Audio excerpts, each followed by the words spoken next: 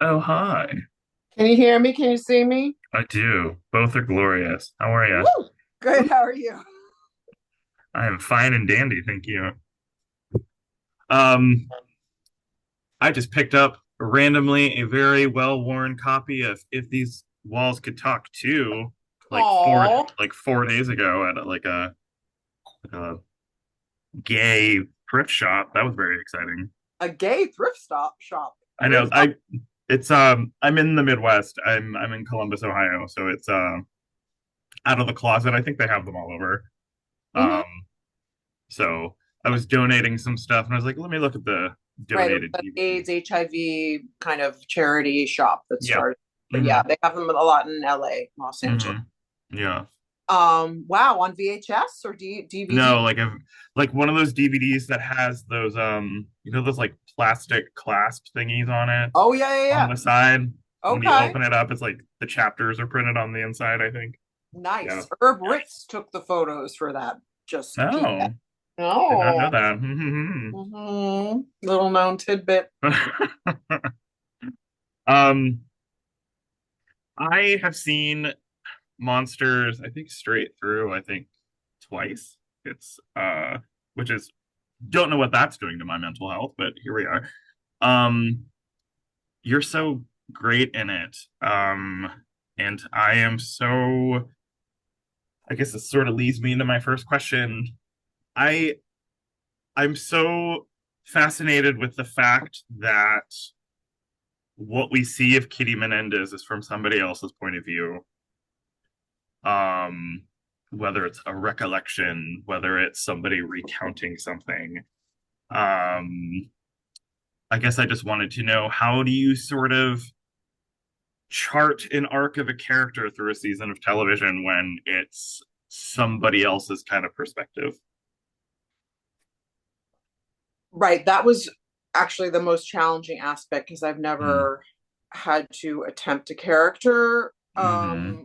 um or attempt playing a character in this kind of way before.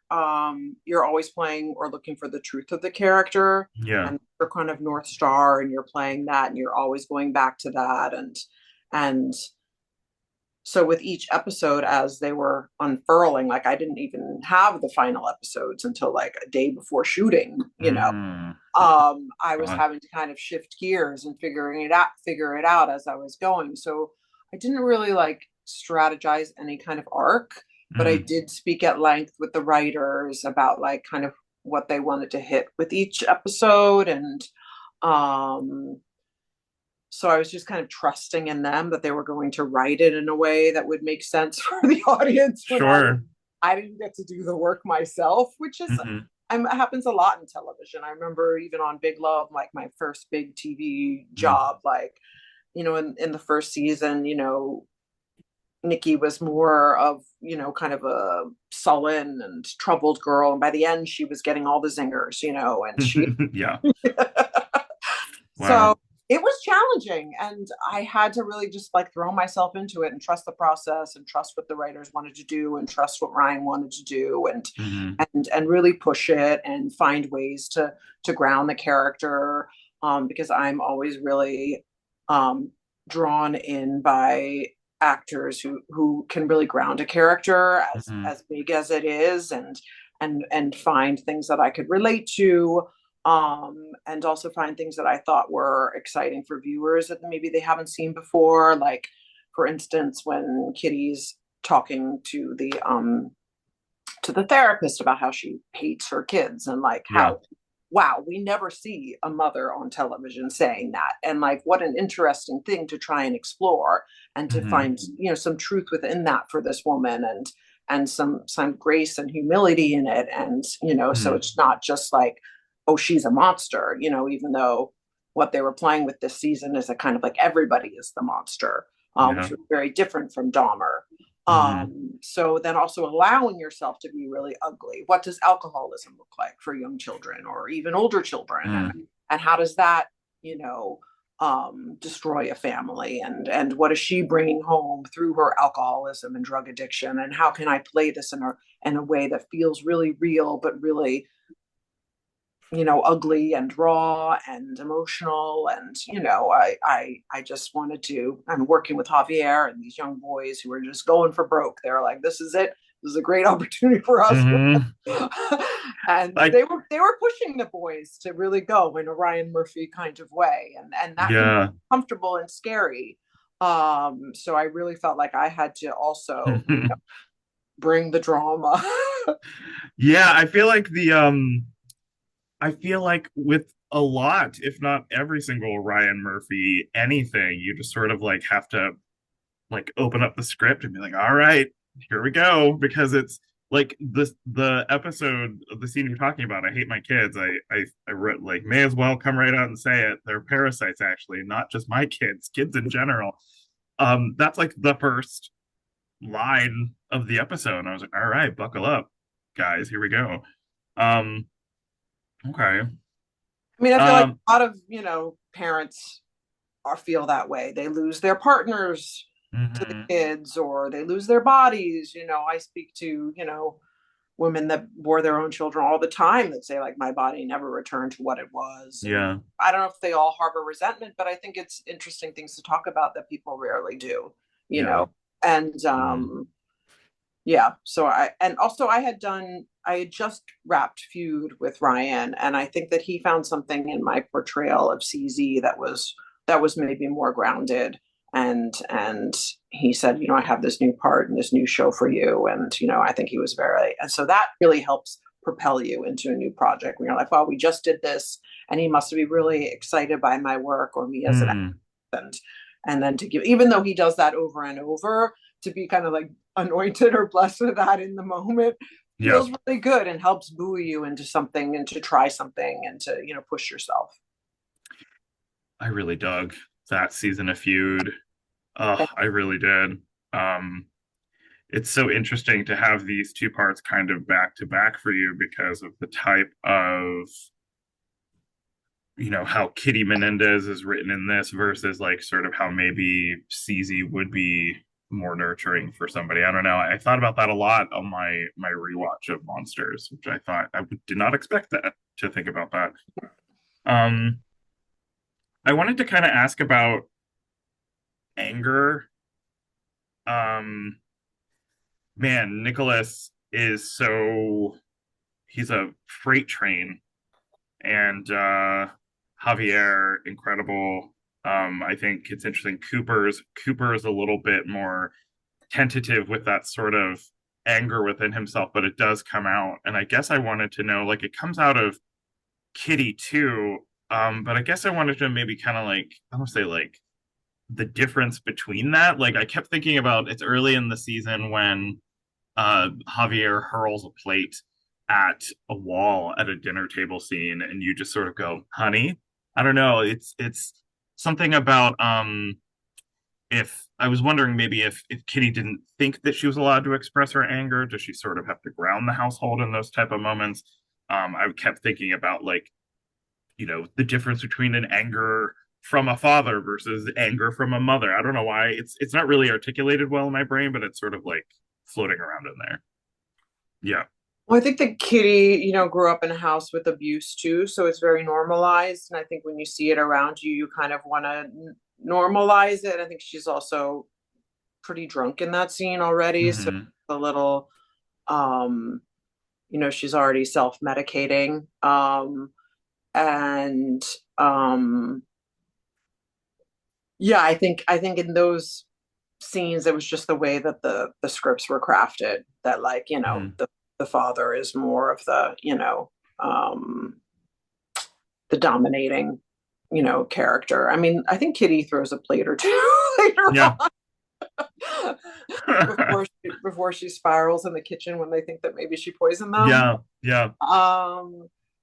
But I think that we were all interested in like and these cycles of abuse and like how does one break out of it and how does one cope with it, what are coping mechanisms, um because it's another taboo subject that Mm, isn't addressed a lot on television or in the movies. And I think yeah. that's what kind of drew me and Javier and a lot of people to this story. I mean, first of all, watching Dahmer was incredible, and like what they did with that series and the Hmm. sensitivity and what they addressed it. And I just thought it was incredible television. And Hmm.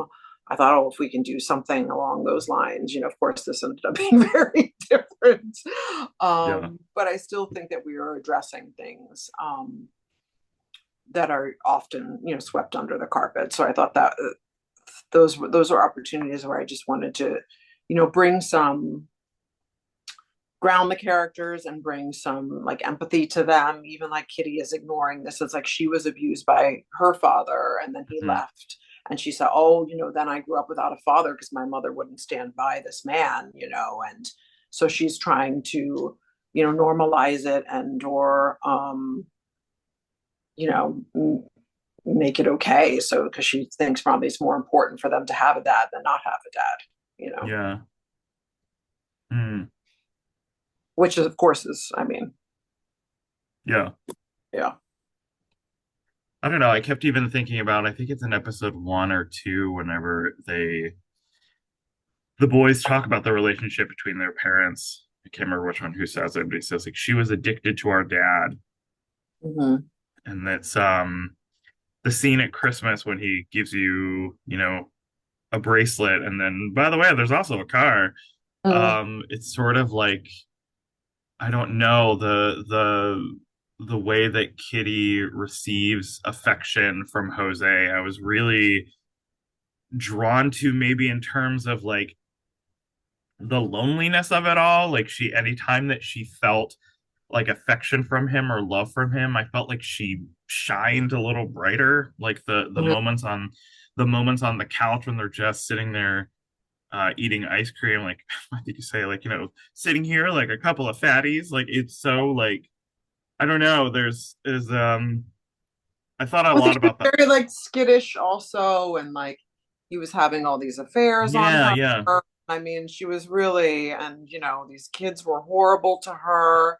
I mean, the poor woman had it rough. She yeah. had these dreams of being a journalist herself and gave those up. And I think in a way also the show is a real commentary on this capitalism in America and the American dream, and and just wanting all these shiny things and thinking that will bring happiness. And Hmm. Hmm. and she, yeah, was a victim herself. And The privilege of moving a koi pond from here to here. That is that is I don't know if she really did that. no, I know. Just script wise reaction is very interesting. She Actually, needed even projects to distract herself yes, of course. really I happening in her household, which I is even disgusting. And she's a monster too, and the media is a monster, and they're all monsters. Mhm. And yes, that was I kind of the whole conceit of the show. yeah, I mean, I even wondered, I was like, how often does Kitty even leave the house? Because we always see her in the house.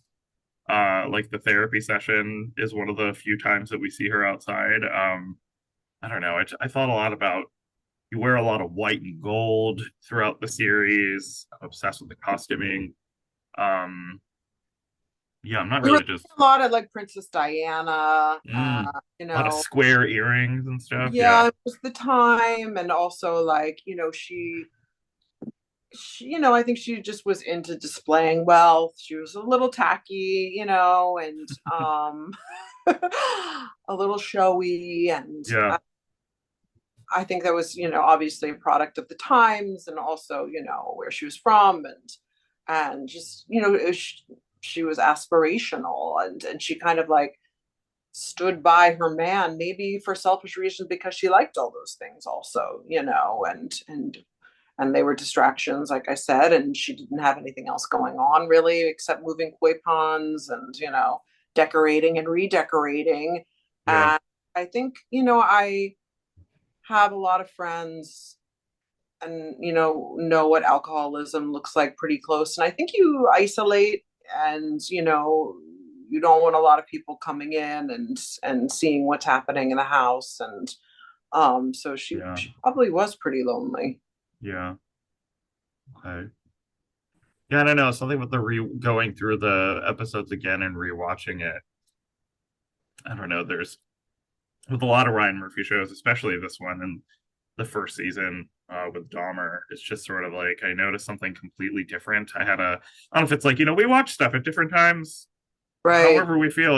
I don't know, it felt I don't know, it felt so different when I rewatched it separate from when it dropped and there was all the hubbub over the show. I don't know. That's Interesting. just I I should, I mean, I never watched it in its entirety the first time, so I should go back don't. and watch it now, especially if I'm going to be talking about it again. Mhm. But I Oh. I'm watching myself on screen. Maybe I learned stuff and become a better actress, or maybe I just become more self-conscious, which is my fear Mm, about watching myself. I'm afraid that I'll be like, yeah, oh, never hold my face that way because look at how horrible I look, or like, and I don't want to have those, thoughts when I'm trying yeah. to perform and be there for my fellow actors and hopefully bring something interesting to whatever project I'm involved in. Mm, yeah. Okay. Um, But I like that you've noticed all those things, and I oh, appreciate it thanks.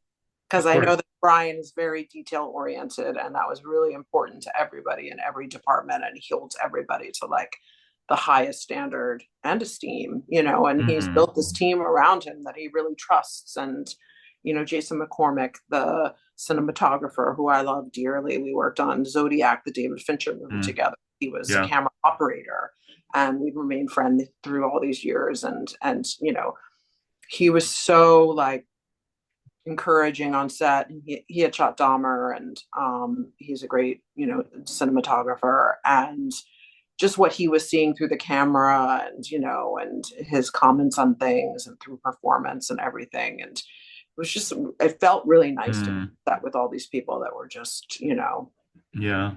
just the best at what they do.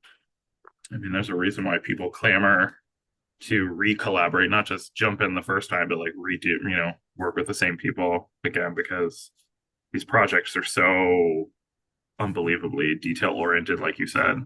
Yeah. Um, I also appreciate that he just wants to keep challenging audiences, and he also does fun and frivolous things, and like mhm. there's room for all of it. And I admire him for being as audacious as he is. And Yeah. you know, Okay. Um, well, thank you for letting me gush at you. There's something I will just say that I really kind of uh on a rewatch, the scene when you and Javier are sitting in the bed and they're talking about Erik, and Kitty is not saying the word gay. yeah, The when your voice like trails off, I wrote it down like a nerd. I said, "Do you think he is dot dot dot?" So do you think he is dot dot dot? And he's the one who keeps coming back with the AIDS, and something else that I love about Ryan shows is that since they center on a lot of queer people or a certain time period, is that they don't let us forget that moment in history because I think it's very important. yeah. Um, that's not really a question. That's just me being on you. Um, okay. Um, thank you so much for your time. Sorry to gush No, inexplicably at thank you. you, thank Yeah. you, So thank you for rewatching. of course, no, big fan. So thank you so much for your time. Thank you, Yeah. sweetie. Yeah. Okay, Bye. bye.